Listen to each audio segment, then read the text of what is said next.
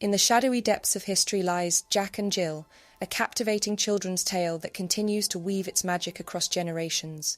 You might think you know the innocent nursery rhyme, but what lies beneath the surface will leave you utterly astounded. Jack and Jill went up the hill to fetch a pail of water. Jack fell down and broke his crown, and Jill came tumbling after. Up Jack got, and home did trot, as fast as he could caper. He went to bed to mend his head, with vinegar and brown paper. Welcome back, Darklings, to the Resurrectionists, where we breathe life into history, delve into ghostly realms, and explore everything that goes bump in the night. The exact date of the original writing of Jack and Jill remains uncertain. First published in the bustling streets of London around 1765, this cherished story may hold even older secrets within its lyrical verses. Linguistic clues like the Old English rhyme of water with after offer hints that this tale may have its roots in a much older time. But just where are those roots? Hidden within the verses of Jack and Jill lies a tantalizing mystery that beckons us to delve deeper. A tale of star-crossed lovers, shrouded in tragedy, whispered through the ages, leads us to a quiet, slumbering village, a place where time seems to have stood still. Could the key to unravelling the true origin of this seemingly simple rhyme be within these weathered stones? Deep in the heart of the English countryside lies an unassuming hill with an extraordinary secret, Jack and Jill Hill in Kilmersdon, Somerset. Generations have whispered rumours of a mysterious event that unfolded there, leaving many to believe this was the real chilling inspiration behind the beloved nursery rhyme. Local folklore tells the story of a once vibrant young couple, their hearts brimming with hope, for they carried the joy of an imminent arrival, their first baby. Yet amid the tranquil charm of the village, darkness shrouded their destiny. One fateful day, destiny's cruel hand intervened, and tragedy struck as Jack ventured out to fetch water from the well. In a harrowing twist of fate, a rockfall accident befell him on the hill, and he later died from his injuries. His life, extinguished too soon, left Jill reeling in despair.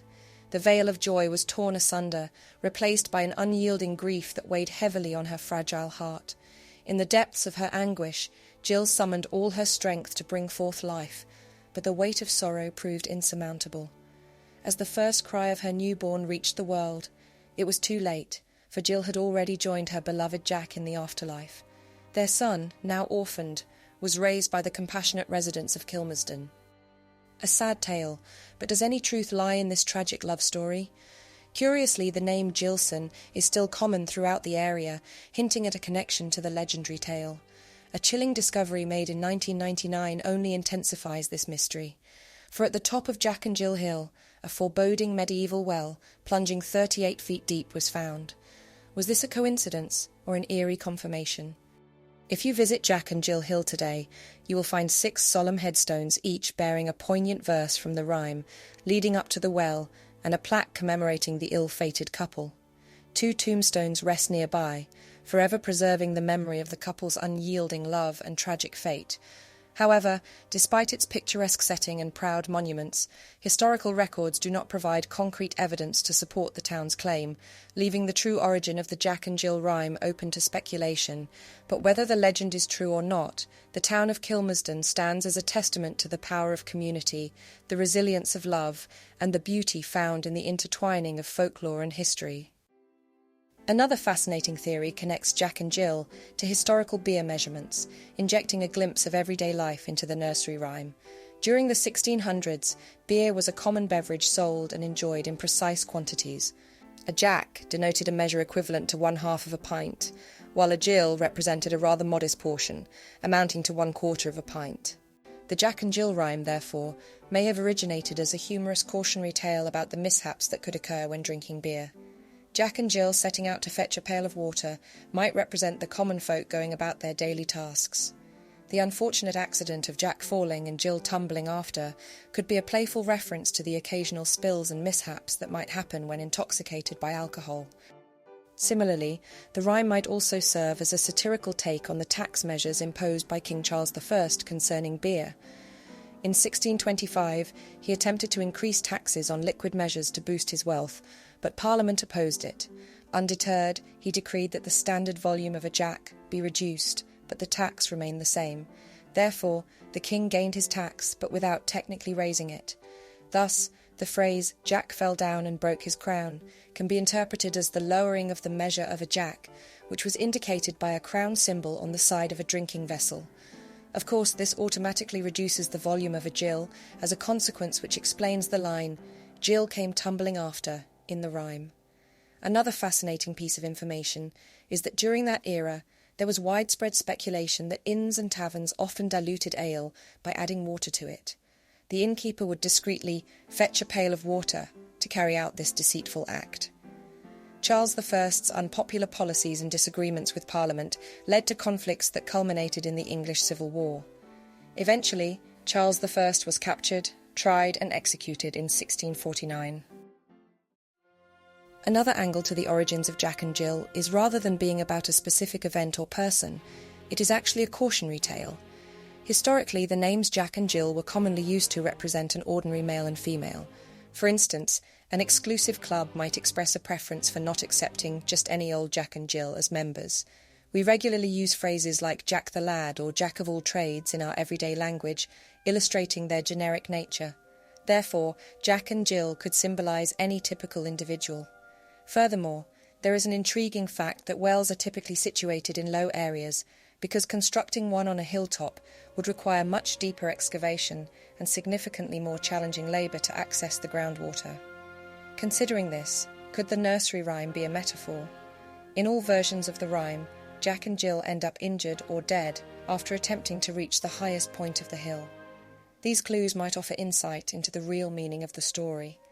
Is it possible that the rhyme serves as a cautionary tale, advising ordinary people not to aspire too high in life?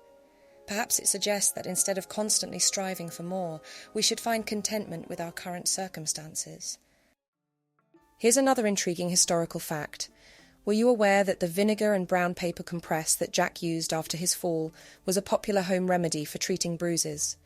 The brown paper used in the 18th and 19th centuries was made from old rope, canvas, and other burlap, and could be very coarse, but it was found to be useful for applying substances to the skin. Cider vinegar, meanwhile, has been used in medicine for hundreds of years. For bruises, one method was to take 6 or 7 sheets of brown paper and dip them in a pot of vinegar. The vinegar was heated and allowed to simmer, making sure that the paper did not break. The paper was then carefully layered over the affected area and secured in place with a cloth or rag. The process was quite slow and tiresome, but it was very effective, as it helped reduce bruises quickly. According to Chambers' Encyclopedia of 1868, the heat and pain commonly experienced in sprains are relieved by the local application of brown paper soaked in diluted vinegar and changed when the sensation of heat returns. But believe it or not, these were not its only uses, as it was sometimes used for nosebleeds, and in a letter to the cottager's monthly visitor in 1849, it was suggested that it helped with toothache, giving the instructions of soak a piece of the thickest piece of brown paper you can get in cold vinegar, apply it to your face before going to bed, and tie a handkerchief over it. Many historians propose that the origins of this tale can be traced back to a 13th century Icelandic story. In Scandinavian mythology, there is a story of the moon abducting 2 children named Juki and Bill from their parents, taking them up to heaven. These children were carrying a bucket and drawing water from a well when this happened. They were placed in heaven, where they could be seen from earth. This is believed to refer to the spots on the moon, which was interpreted as 2 children carrying a pail of water between them. As the story was retold in different languages over time, it's conceivable that Juki might have eventually transformed into Jack, and Bill could have become Jill. The fall of Jack, and the subsequent fall of Jill in the rhyme, might simply represent the disappearance of one moonspot after another as the moon wanes. Another theory suggests that beneath the nursery rhyme's innocent facade lies the blood-soaked history of the French Revolution. According to this interpretation, the rhyme embodies 2 figures who left an ineradicable mark on the course of history: Jack, symbolising the ill-fated King Louis XVI, and Jill, a haunting metaphor for the notorious Queen Marie Antoinette. Marie Antoinette is widely known for the quote, "Let them eat cake," which she supposedly spoke in reference to the starving peasants. At that time, the impoverished peasants couldn't even afford bread, and cakes were a luxury reserved for the wealthy. This quote is believed to exemplify the Queen's disconnect from the hardships faced by her subjects in their daily lives. Yet there exists no concrete historical evidence to support the notion that she ever uttered such words. In fact, contemporary historians have arrived at a consensus that she likely never did. Nevertheless, this enduring perception contributed significantly to her widespread unpopularity during her time. The rhyme is said to represent the chilling tale of Jack and Jill's ascent up the hill in 1793, a hill that represents the steps leading up to their public execution. With the swiftness of the blade, King Louis XVI, portrayed as Jack in the rhyme, was the first to fall, losing his crown, in a spectacle that reverberated across history. And then came Jill, the eerie echo of Marie Antoinette, tumbling after, sealing the tragic fate of the Queen, who once seemed untouchable. In this version, the beloved nursery rhyme becomes a chilling reminder of the Revolution's turbulent events and invites us to confront the darkest corners of history. For the discerning minds among you, a perplexing puzzle emerges when considering the timeline. Indeed, the infamous executions of Marie Antoinette and King Louis transpired in the year of 1793. The query then arises: how could the rhyme of Jack and Jill, initially published by John Newbery in Mother Goose's Melody circa 1765, possibly be written about their fates? Fans of this theory are swift to emphasise a crucial detail: the lack of a surviving copy of the original 1765 publication. Instead, what we possess today are only later revised editions from many years later, each bearing subsequent alterations and adaptations from the original work. It is a realization that opens up a possibility. Could the haunting verses of Jack and Jill have been concocted after the initial publication and then inserted into later versions, making it possible that the executions of Marie Antoinette and King Louis XVI were indeed the real inspiration? Which of these theories do you find most convincing? Or perhaps you have your own ideas? We're eager to hear from you, so leave us a comment.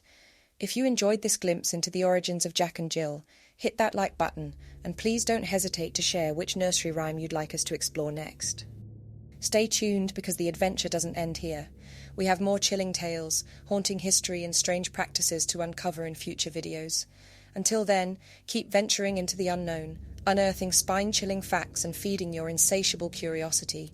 See you in a future video.